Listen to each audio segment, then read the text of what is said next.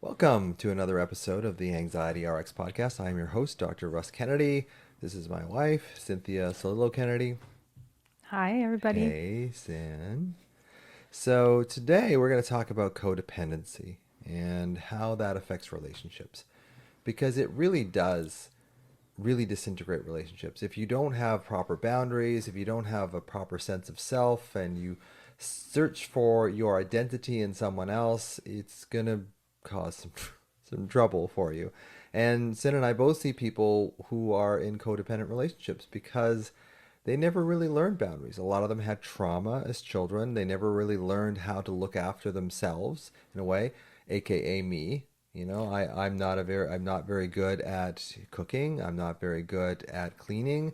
I was never shown any of these things. So I kind of codepend Cynthia a little bit as far as the cleaning goes, because she's always trying to move me into cleaning, and I forget. I don't remember. I have a block for this because I think we do have blocks for our own traumas in childhood. So for me to clean, I mean, it's not that I'm a complete slob by any means, would you say? She waits for a second. Not a complete slob. Okay, well, there's a ringing endorsement for you as far as that goes. So here we go. We're right on to codependency right off the bat. This is awesome. So it's really talking about how people can interact together, feel like each one is sort of pulling their own weight in a way. There are some things that I do better than Sin in the relationship. There are some things that she does better than me. And can you have this newfound concept of, being dependent and what does he call it? Dependent, Alpha? being sort of alpha, and then sort of being the receptive. And and I think a good relationship is you go back and forth between the two, and that's why I don't clean that much. So I let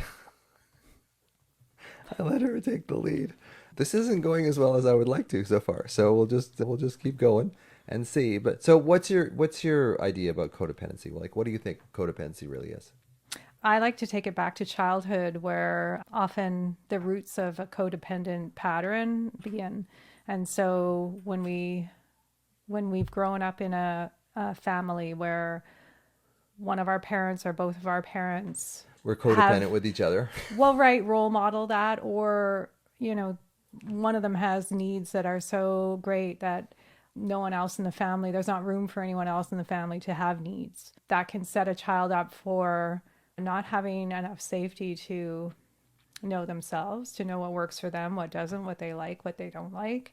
So they transfer their needs. They become people pleasers on Well, they some they levels. spend right, they Yeah, spend so much time out of themselves worrying about, is that parent going to be okay? Because if they're not okay, I'm going to as a die. child. Like, Yeah, I'm not going to be okay. And that can take root very early. That sense of, something's really wrong here.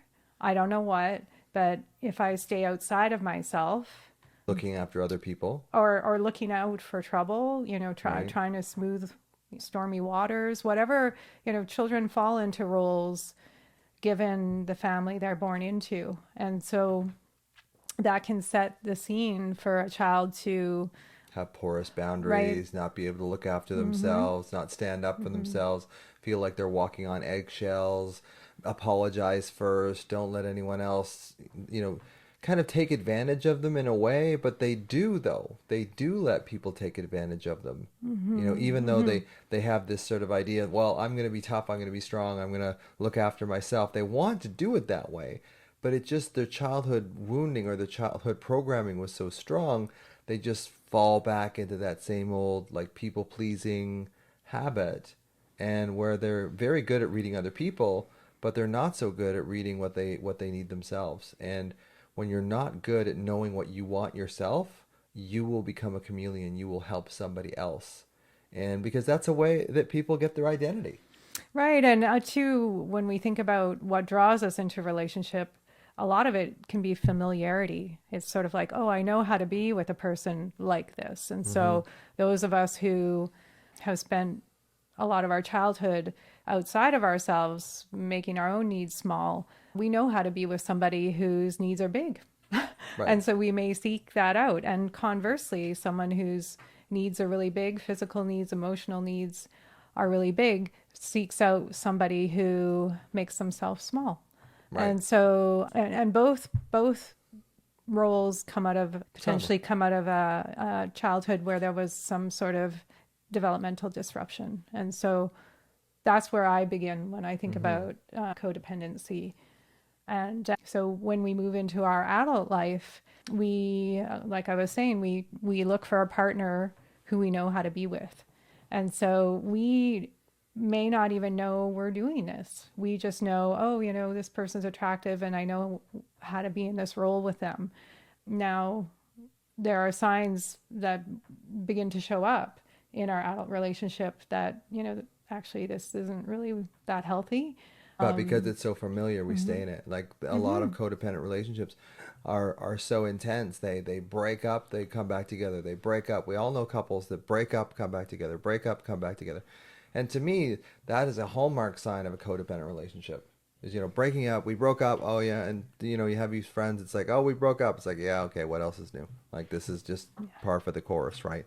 And I think that codependency, because it does inflame those old childhood wounds. So people, they cut and run. It's like, oh, I can't stand this anymore. So, you're out. And then they miss each other because of the codependent dance that they do together. And it's like, oh, I miss you. 2 days later, they're back together again. So, if you're breaking up with someone every couple of weeks or so, you're probably, it's like Jeff Foxworthy, you might be a redneck, you might be in a codependent relationship if you find that you've been together a year and you've broken up 3 times already. Mm-hmm. True. Although it doesn't always have to look volatile. If you have two people in a codependent relationship, both of whom avoid conflict, a lot of that volatility kind of gets shoved down and can come up as resentment, can come up as Totally. in other ways in the individuals in the relationship. For example, you can have physical symptoms that are an indicator that this relationship is not healthy. Yeah, when Yeah. people can't, when they can't leave a relationship emotionally, they'll start developing like gastrointestinal, Vegas type, gastrointestinal stuff, heart palpitations, all these kind of things that it's like the energy has to go somewhere. The energy of just not getting your needs met has to go somewhere. And often, and I would see this as a family doctor, I would see it go into their body. And we would do all sorts of tests. We'd all, and nothing would show up, but yet they were clearly suffering. Right. And so, oftentimes these things were present in childhood. They just maybe weren't that noticeable. So, for example, we can spend our childhood a little bit numbed out, a little bit Dissociated. psychologically dissociated. And, it might show up like, oh, in school she's a daydreamer, or, he can't stay in his desk, or, it shows up in kind of, Here, that was me. there are symptoms that are misconstrued as, a learning problem or a behavioral problem, which are it's actually just a way that we cope with the impossible situation we're put in our family of origin. And so it then manifests itself a little differently in adulthood, whereby You forget to do the vacuuming. or we have body pain at points that is so significant Big one. that we Yeah. can't get out of bed for days. And this can be an indicator that, I'm not saying across the board this is an indicator, but it can be an indicator that we are tolerating something that's intolerable for ourselves. But because of our childhood, like, we had to not notice. We had to, in order to survive our family of origin, not notice what was going on in our body, that something was intolerable.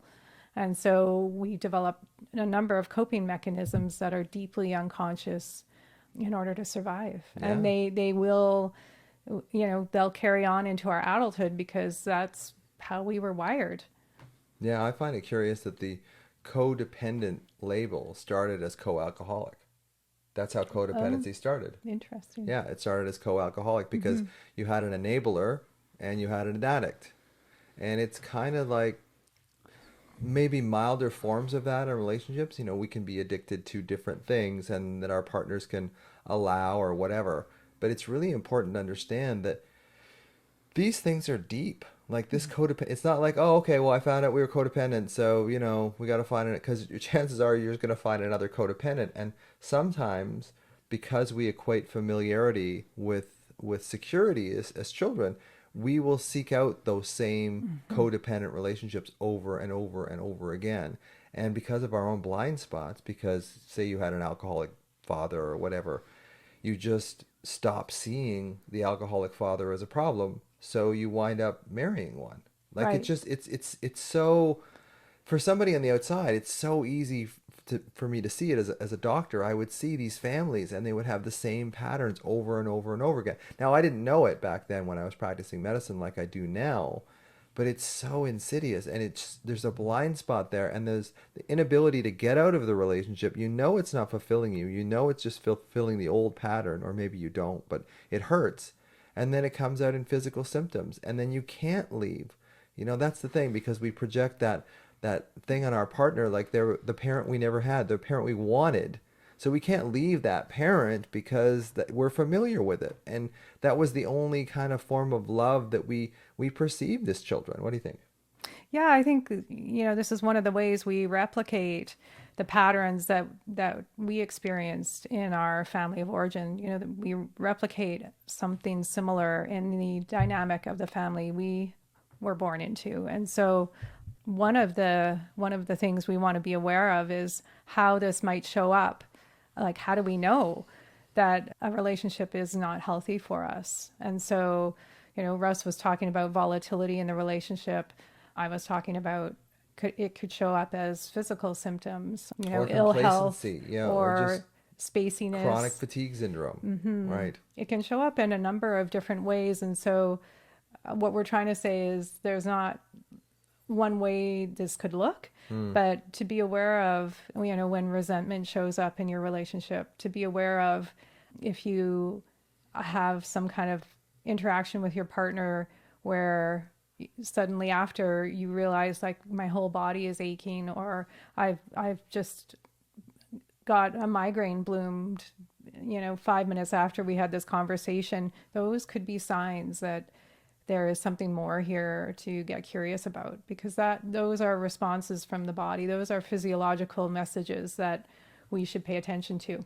Because of our blind spots. We know something's not right, but as children, we often felt something wasn't right either, but there wasn't a damn thing we could do about it back Right. then. Right. So we fall into that same pattern now, of that same kind of frustrated, impotent situation. So we just recreate that same sort of frustration and impotence over and over again in every relationship that we get into.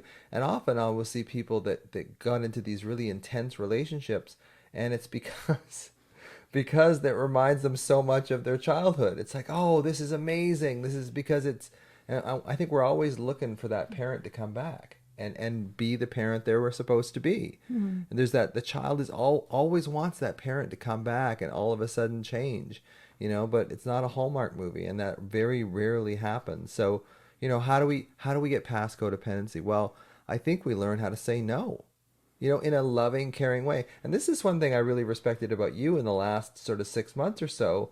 You're kind of saying, like, no, this isn't working with me. This is, whereas before, it's not saying we were codependent, but you would just kind of begrudgingly go and do it, right? But now you're standing firm. It's like, no, I'm not doing this anymore. Not so much to me, but to, other people in your life and that kind of thing too. I think it's, and it's, I see it in you, and it's like, I'm proud of you. It's like, this is great. This is awesome, except when you do it to me. I do think that it is a process of learning about yourself. If you didn't have the luxury as a child to explore your inner landscape, get to know what it felt like to have your boundaries crossed, have someone role modeling these are healthy boundaries, having that luxury of being able to know what works for you, what doesn't. We do get into adulthood and have very porous boundaries, not in a relationship, not consider that, because there's two people in a relationship, both people have needs. We're very focused then on the other person's needs and keeping our own needs. Like, we may not even know we have needs. Like, that's how deep this can run. In some families, yeah. And so coming into our own sense of self, coming into our own sense of, oh, maybe I can take up a little more space, and, maybe I'm can say no here. You know, that for some people, saying no, if we imagine, responses on a menu, so to speak, we may not even have no on our menu. Like it's fallen off the menu as a as I'm a sorry, but response. we don't have no on the menu today. That's an option for us. It actually doesn't exist in Right. our experience. And so, those of us who can't say no, we find other ways of saying no, but it's kind of, a Or the body slippery says thing. no. Or the body says no. It's Yeah. like, yeah, I have to go to my room now for 3 days because I have a migraine. That's one way of saying no, or one way of dissociating and removing yourself from a situation, from a relationship, from a family. So there are multiple responses that, Are healthier. well, So, yeah, and yeah. that, like the responses that we see that our health isn't great, our relationships aren't great, our finances aren't great. Those can all be signs that there's something to be looked at more closely in terms of our own way of being in relationship. Okay. So, Yeah. so learn how to say no is one, which you've been really doing well with the people that are around you, including me. Not that crazy about that, but whatever, it works out. I'm joking, of course, but I have seen Sin really in the last 6 months or so say, no, this is not working for me, and she'll say those exact words. This is not, and she's not angry, but it's like, no, this isn't working for me, and it's like, okay, well, what do we do about that? We figure something out, and then I guess it's on top of that, it's finding out who you are, like what, because when we're younger, we either grow into our authentic self if we have this attuned, attached caregivers, or we grow into this reactive self when we start giving to others over ourselves. So often we'll lose who we are and who we feel like. And often when I'm dealing with people, and you've told me this too about your clients, is they start, oh, this is, I like this. Like I'm really, I can stay with this. I like this. And I guess too is really being able to stay with discomfort, because if you do leave the relationship or you do say no, there is going to be some discomfort. And in codependency, like that, you might only last 5 seconds before, oh, okay, well, I'll do, whatever. So, getting used to discomfort, because it is uncomfortable to change that Right. pattern that you've had since you were a child, because it did allow you to flow through your childhood in a certain way without a whole lot of conflict, but you just give yourself up. And I think one of, the signs of codependency is like you give up on yourself and you don't know any better. So, Yeah, and I think the missing piece usually is safety. right. That it's not safe actually to have needs. It's not safe to say no in your experience. And so we're in the somatic world, that's what we're trying to redress, is creating the conditions that there's enough safety in a relationship where no just organically becomes one of the options on the menu. Yeah, and so it's not this kind of mechanical thing. I mean, it may be in the beginning that, we have to work really hard to say no, but the direction we're heading in, our intention is that no becomes just this organic thing that we know we have the message in ourself, like this is a no for me. Right. And then there's a consistent communication, with that sense in our body. And so it takes some time to get there for both of those things to be working in concert, but we can get there if Yeah. the conditions are conducive, and we're in a relationship where there's enough safety that we can begin to take up more space. We can begin to have boundaries that aren't so porous, and work in that direction with a partner, with a sibling, with a friend. Yeah, and it, neurologically, when you say no, and you're not saying it as a screw you to someone else, you're just saying that this doesn't work for me. In your brain, you'll start secreting through the periaqueductal gray, the brainstem, you'll start secreting endogenous opiate, your own morphine, which will come up to support you. Because even though everything in you is saying, I don't want to say no at this point, but if you do say no and you kind of lean in on the balls of your feet as opposed to getting back on your heels, you'll start secreting dopamine through your mesolimbic and mesocortical dopamine systems, which will tell you, I'm on the right track here. I'm actually looking after myself here. So as much as it's uncomfortable, your brain will come up to support you. Now, if you fade back on your heels and you go, oh, I'm sorry, I should have done this, or, just be aware, like be aware of what your pattern is. Is your pattern to give in all the time? I would have couples come in to see me when I was a doctor, and they would say, yeah, we never fight. And I would say, well, which one of you gives in all the time then? Because there's no couples that just don't fight. So can you be aware? Can you say no? Can you look after yourself? Can you connect with yourself? Can you tolerate probably negative emotion while you're changing? Because change is painful. Right. And two, there might be pushback from the people you're Of in course. relationship with because they kind of like that you Of course they can't do. say no potentially. They Or do all the may, vacuuming. this is part of the challenge in relationship of bringing our partner with us Mm-hmm. because, we're making a pretty big change by, changing the way we interact. We're by taking a different step here, by saying no, by saying this isn't working for me. It can be quite a shock to our partner who's never heard this from us before. So this is where, again, communicating with our partner, like, oh, this is something I've noticed about myself, and I want to try something different. I want to see, can I say no Engage and them it be in your own okay? healing. Yeah.